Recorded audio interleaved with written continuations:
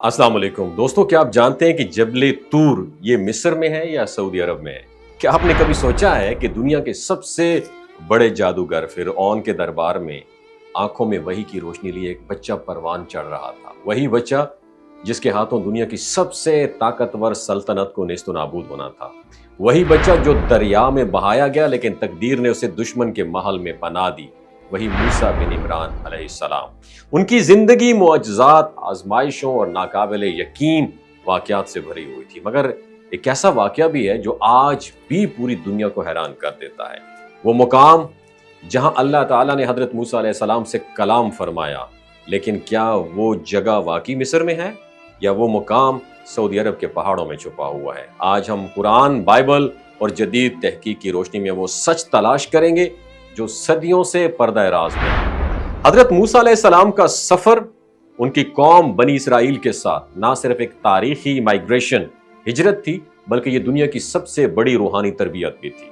जब फिरौन गर्क हुआ तो बनी इसराइल को एक नई जिंदगी मिली, मगर नाफरमानी और गुलामी की आदत इतनी गहरी थी कि अल्लाह ताला ने उस कौम को एक सुराग नुमा वीराने में 40 साल तक भटकने पर मजबूर करवाया, ताकि एक नई नस्ल तैयार हो जो अपने अंदर आज़ादी और खुददारी का जज्बा लेकर उठे।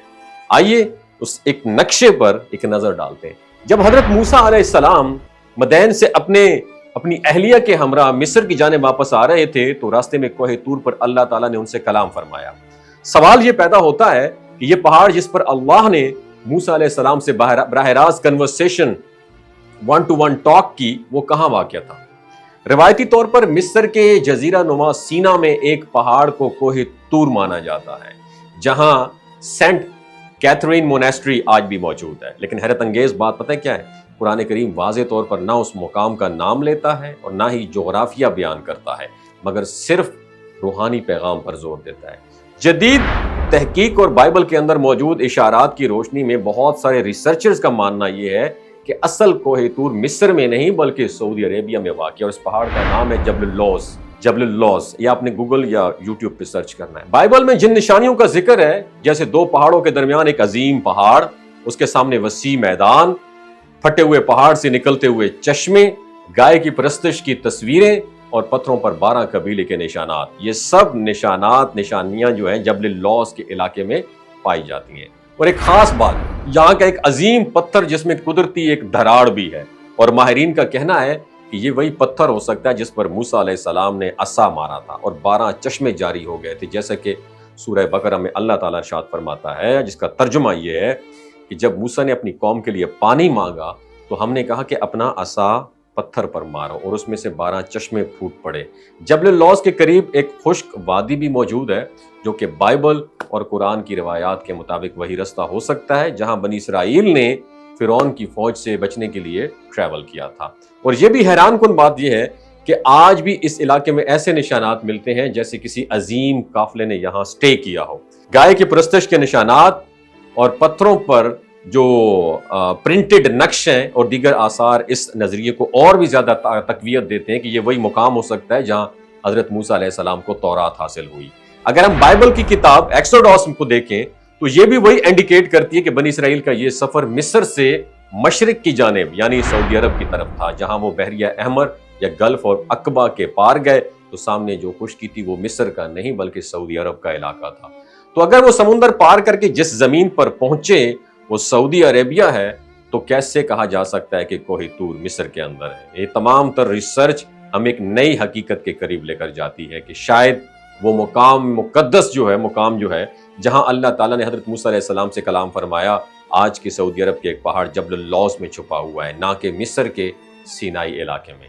लेकिन अहम बात यह है कि कुरान करीम ने इस मुकाम को सिर्फ वादी मुक़द्दस कहा है और कई मखसूस जगह का तयन नहीं किया है। इसका मतलब यह कि इस्लाम के अंदर जोग्राफिया नहीं बल्कि पैगाम को अहमियत दी गई है।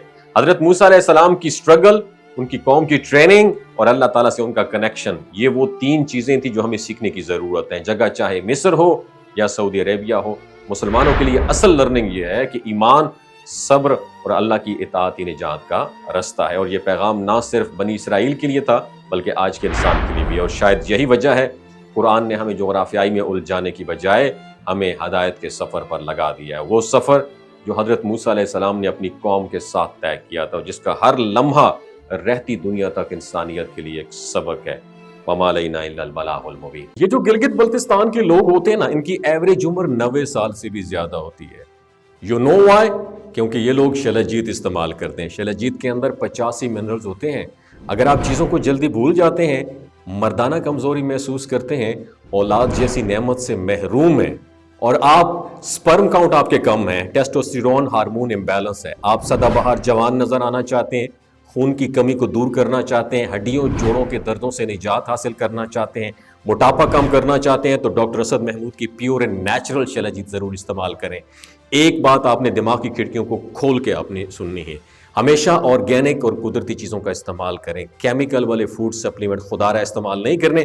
اگر آپ ڈاکٹر اسد محمود کی پیور اینڈ نیچرل شلجیت کو آرڈر کرنا چاہتے ہیں، نیچے دیے گئے نمبر پر واٹس ایپ کریں۔ 3 باتوں کا خیال رکھنا ہے: ہائی بلڈ پریشر میں مبتلا افراد، خواتین جو پریگننٹ ہیں، اور 15 سے 20 سال کی جو نوجوان نسل ہے جو غیر شادی شدہ ہیں، اپنے سیکشول پاور کو بوسٹ کرنے کے لیے استعمال کرنا چاہتے ہیں، تو ڈاکٹر کی ایڈوائس کے بغیر استعمال نہ کریں۔ باقی سارے لوگ بے دھڑک گرمی اور سردیوں میں استعمال کر سکتے ہیں۔ اپنا بہت خیال رکھیے گا۔ اللہ حافظ۔